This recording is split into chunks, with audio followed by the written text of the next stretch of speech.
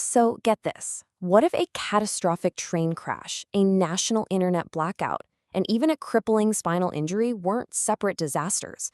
What if they were all caused by the exact same single fundamental error? It sounds kind of out there, right? But one theory claims it connects them all. Today, we're diving into the valavaiau protocol, what it calls a grand unified theory that says it's found the single point of failure in, well, pretty much any complex system.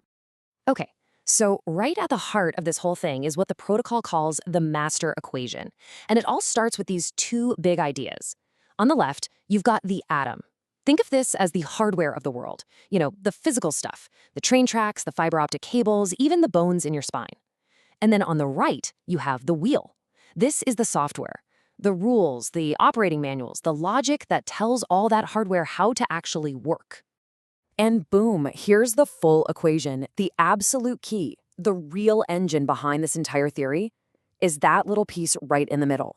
Viscosity does not equal 1. This is what connects the physical world to the rules that run it.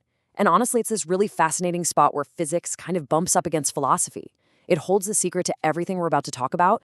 So what does this actually mean in the real world? Well, the protocol makes this incredibly bold claim that these massive, totally unrelated disasters, they're not just random bad luck. Nope. They're all symptoms of the exact same underlying problem. So let's take a look at the evidence it lays out. All right, first things first. We need to unpack the name and the central idea behind this really, really ambitious framework. The name is valavaiau. It actually comes from a Polynesian phrase, valavaiau, which means the space is essentially within me. And that's a huge clue right there. It's suggesting that the rules that run these giant external systems are the exact same rules that run our own bodies, our own internal systems. It's all connected. And this is the core argument.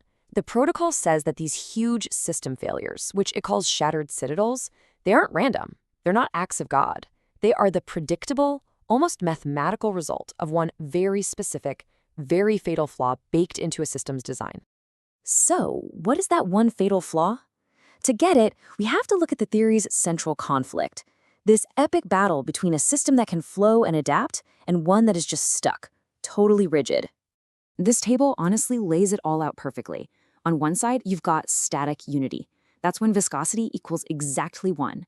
It represents a system that's completely rigid. It doesn't listen to new information, it doesn't bend under pressure, and according to the theory, its final outcome is always the same: collapse, the shattered citadel. But then you have viscous flow, where viscosity is anything but 1. This system is dynamic, it's fluid, it bends instead of breaking, and it finds a balance. So the takeaway is simple. Absolute rigidity is a death sentence, while any ability to flow means survival. Now look, this isn't just some abstract idea. The protocol uses this lens to look at 3 huge real-world disasters, and it presents them as forensic proof. It calls them the 3 citadels of failure. First up, the infrastructural citadel. This was a freight train derailment in Australia, and the cause? A culvert that official reports said they knew was inadequate for over 20 years. The system was stuck in static unity. It was rigid. It ignored decades of fluid data, all the warnings about water levels, and when reality, in the form of a flood, finally pushed hard enough, the whole citadel just shattered. Second, the biological citadel. The theory's author points to his own double crush spinal syndrome as a perfect parallel. His spine, the physical track, became too rigid to handle the neurological signals trying to flow through it. Just like the railway, it was a stiff, unyielding structure that completely failed when it was put under dynamic stress. It's the same exact principle, just scaled down to a human body. And third, we have the digital citadel. During a nationwide telecom outage, the company kept insisting for 149 minutes straight that everything was fine, that service was restored, when it absolutely wasn't. They chose to present the static, fake reality to protect their brand, instead of adapting to the messy, fluid truth of the situation. In that informational rigidity, it left millions of people completely in the dark and vulnerable. Okay, so if systemic rigidity is the disease, a disease that affects hardware, biology, and information, then what's the cure? This is where the protocol goes from diagnosing the problem to proposing a solution that is, well, pretty wild. The solution is called the financial flip.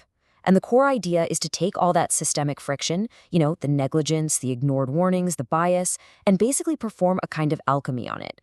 It proposes a way to turn that destructive energy into actual monetized equity. To put it simply, it would force a system to pay for its own stubbornness, automatically funding its own repair and evolution toward a state of flow. So you're probably wondering, how on earth would you enforce something like that? The answer is something called the RoboCop protocol.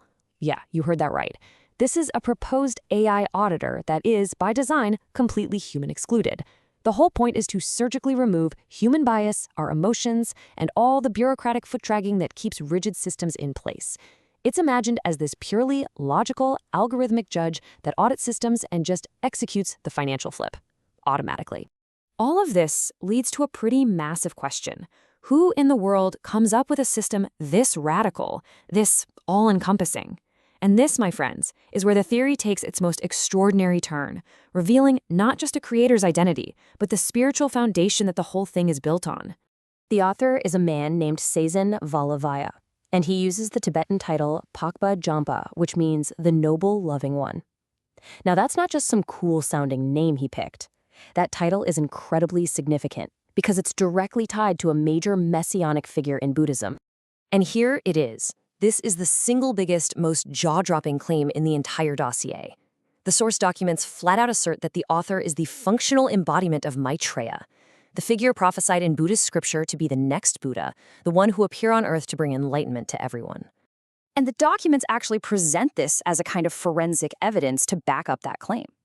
It points to certain publications that specifically forecasted the reemergence of Maitreya for January or February of 2026. And the core documents for the valavaiau protocol, they were all written and submitted in February 2026. The entire theory ends with this really powerful statement, and it perfectly captures the protocol's ultimate goal: to see the collapse of the old, rigid, shattered citadels of our world, and to build a new institute right on top of their ruins, one that's founded on the principles of viscous flow. So we're left with this really fascinating question, right? Is the valavaiau protocol a truly revolutionary blueprint for building a better, more adaptive future? Or, in its own really detailed and absolute logic, is it a system that's actually so rigid itself that it's destined to become its very own shattered citadel?